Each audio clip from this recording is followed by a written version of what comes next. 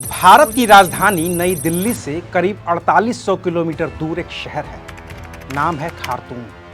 अफ्रीकी महादेश के तीसरे सबसे बड़े देश सूडान की राजधानी है। पिछले 10-12 दिन से इस शहर और इसके आसपास के शहरों के लोगों के दिन और उनकी रातें सिर्फ गोलियों और बम धमाकों की ही आवाजें सुनकर बीत रही हैं।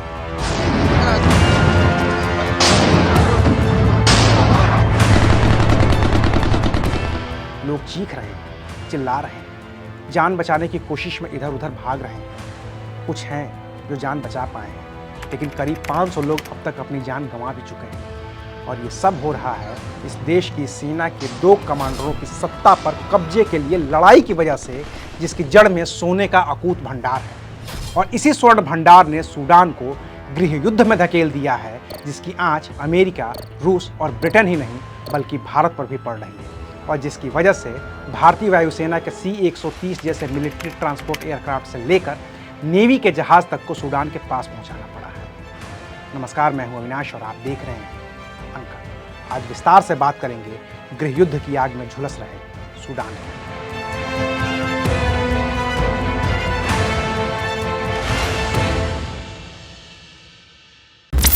सूडान देश का आधिकारिक नाम है रिपब्लिक ऑफ सूडान।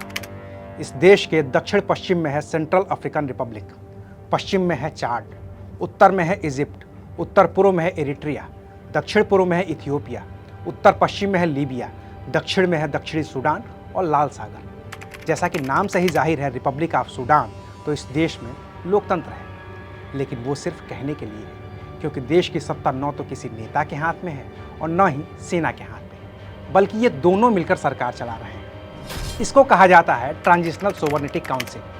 इसकी स्थापना हुई है 20 अगस्त 2019 को। लेकिन अब वो भी नहीं है और देश की सत्ता चलाने को लेकर मिलिट्री और पैरामिलिट्री के बीच जंग छिड़ी हुई है। तब अप्रैल 2019 में सूडान के राष्ट्रपति रहे उमर अल बशीर की सत्ता का सूडान की सेना ने तख्ता पलट कर दिया था। उमर अल बशीर 1989 से ही सूडान की सत्ता संभाल रहे थे और इस सत्ता पर कब्जा करने के लिए उन्होंने भी सादिक अल मेहदी का तख्ता पलट ही किया था। सेना का कहना था कि 30 साल की सत्ता के दौरान उमर अल बशीर निरंकुश हो गए हैं, लिहाजा उन्हें सत्ता से हटाना जरूरी था। लेकिन फिर सूडान में दिक्कत ये आई कि देश चलाएगा कौन। आम लोग चाहते थे कि देश में फिर से चुनाव हो और लोकतांत्रिक प्रक्रिया बहाल हो।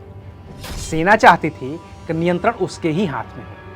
तो करीब 4 महीने तक सेना और आम लोग आमने सामने डटे रहे। राजधानी खार्तूम में सूडान पर शासन करने के लिए बनी सेना की ट्रांजिशनल मिलिट्री काउंसिल ने आम लोगों का कत्ले आम तक कर दिया। बात बिगड़ी तो बातचीत हुई और फिर 5 जुलाई 2019 को तय हुआ कि सेना और प्रदर्शनकारी मिलकर सरकार चलाएंगे और साल 2023 के आखिर में तब तक सरकार चलाएंगे जब तक कि नए सिरे से चुनाव न हो जाए। सेना की ओर से सरकार चलाने के लिए बनाई गई थी ट्रांजिशनल मिलिट्री काउंसिल यानी कि TMC। प्रदर्शनकारियों की ओर से बनाई गई थी forces of freedom and change यानी कि FFC। 17 जुलाई को TMC और FFC के बीच लिखित समझौता हुआ। दोनों ओर से 5-5 लोगों का चयन किया गया था। उन्हें मिलकर सूडान की सत्ता चलानी थी। इसके अलावा एक आदमी ऐसा था जिस पर दोनों पक्षों को सहमति जतानी थी और जिसे सरकार का नेतृत्व करना था। तो दोनों ने मिलकर नाम तय किया अब्दुल्ला हैमडॉक का। लेकिन सेना ने इस समझौते को 1 साल बीतते बीतते तोड़ दिया। अक्टूबर 2021 में सूडान की मिलिट्री ने अब्दुल्ला हैमडॉक की सरकार को बर्खास्त कर दिया और सूडान की सत्ता अपने हाथ में ले ली। तब general Abdel Fattah al Burhan सेना के कमांडर थे, तो देश के नए मुखिया बन गए। जनरल मोहम्मद हमदान डागलो हेमदाती सेना के डिप्टी कमांडर थे, तो देश के भी डिप्टी कमांडर बन गए। दोनों ने मिलकर तय किया कि वो सूडान की सत्ता पर तब तक काबिज रहेंगे जब तक सूडान में नए सिरे से चुनाव न हो जाएं और लोकतांत्रिक प्रक्रिया बहाल न हो जाए। लेकिन सेना का भी विरोध हो गया, तो फिर सेना ने तय किया कि अब्दुल्ला हैमडॉक को फिर से सत्ता सौंप दी जाए। लेकिन न तो सेना का दखल कम हुआ और न ही लोगों का विरोध प्रदर्शन। नतीजा यह हुआ कि हैमडॉक ने 2 जनवरी 2022 को अपने पद से इस्तीफा दे दिया। सूडान फिर से मिलिट्री शासन के अधीन आ गया। लेकिन असली बवाल तब शुरू हुआ जब military commander general Abdel Fattah al Burhan और deputy commander General Mohamed Hamdan Dagalo के बीच लड़ाई शुरू हो गई। General Abdel Fattah al Burhan सेना के कमांडर थे। वहीं जनरल मोहम्मद हमदान डागलो सेना के डिप्टी कमांडर होने के साथ ही सूडान की पैरामिलिट्री RSF यानी कि रैपिड सपोर्ट फोर्स के भी सुप्रीम कमांडर थे। ये रैपिड सपोर्ट फोर्स बनी थी साल 2013 में और इसमें जो लड़ाके भर्ती हुए थे वो आर्मी से ना होकर वो मिलिटेंट्स थे जिन्होंने सूडान के लिए मिलिट्री के साथ मिलकर लैंड क्रूजर वॉर या कहिए कि डार्फर वॉर में हिस्सा लिया था और फिर इन्हें सूडान के पैरामिलिट्री का हिस्सा बना दिया गया था, जिसे नाम दिया गया Rapid Support Force. General Mohamed Hamdan Dagalo ने इसी रैपिड सपोर्ट फोर्स के करीब 10,000 जवानों को सूडान की सेना में भर्ती करने का प्रस्ताव रखा।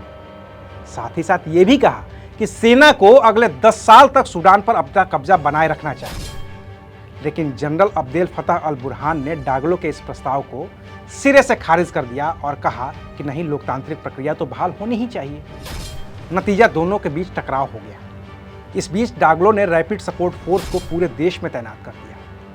सूडान की सेना और उसके supreme commander general Abdel Fattah al Burhan ने इसे देश में पैरामिलिट्री के हस्तक्षेप की तरह देखा और जिसका नतीजा ये है कि सूडान की आर्मी और पैरामिलिट्री फोर्स आमने सामने आ गई।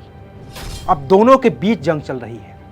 दोनों के पास खतरनाक हथियार हैं जिसका इस्तेमाल दोनों ही एक दूसरे के खिलाफ कर रहे हैं और जिसमें पिस रहा है आम आदमी। और दोनों का मकसद एक है, सूडान की सत्ता पर अपना कब्जा बनाए रखना। और दोनों अपना कब्जा क्यों चाहते हैं?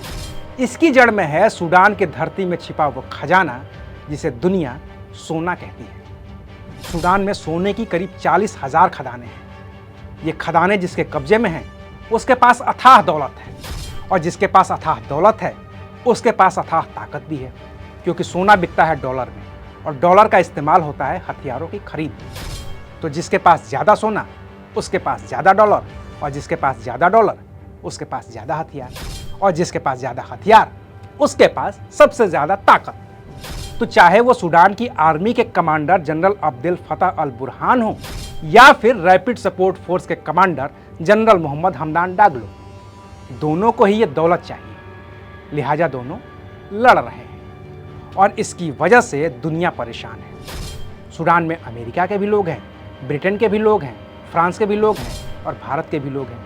दुनिया के तमाम मुल्कों के लोग हैं। सबको वहाँ से निकालने की कोशिश जारी है। इस काम में भारत समेत दुनिया के तमाम देशों की मदद कर रहा है सऊदी अरब, क्योंकि सूडान से लगे लाल सागर के उस पार सऊदी अरब ही है। अमेरिका और ब्रिटेन समेत कुल 9 देश अपने अपने डिप्लोमेट्स को सूडान से निकाल चुके हैं। अब भारत ने भी सूडान में फंसे करीब 4,000 लोगों को वहां से बाहर निकालने के लिए एक ऑपरेशन शुरू किया है और इसे नाम दिया गया है ऑपरेशन कावेरी। चूंकि सूडान का एयर स्पेस पूरी तरह से बंद है, लिहाजा भारतीयों को सूडान से निकलने के लिए पानी का रास्ता ही अपनाना होगा। भारतीयों को लाल सागर को पार कर सऊदी अरब पहुंचना होगा। वहां इंडियन एयरफोर्स के 2 C-130 विमान पहुंचे हुए हैं। वहीं सूडान से सऊदी अरब तक लाल सागर को पार करवाने के लिए इंडियन नेवी का INS सुमेधा सूडान के पोर्ट पर मौजूद है। उम्मीद है कि जल्द ही सभी भारतीय सुरक्षित अपने वतन पहुंच जाएंगे।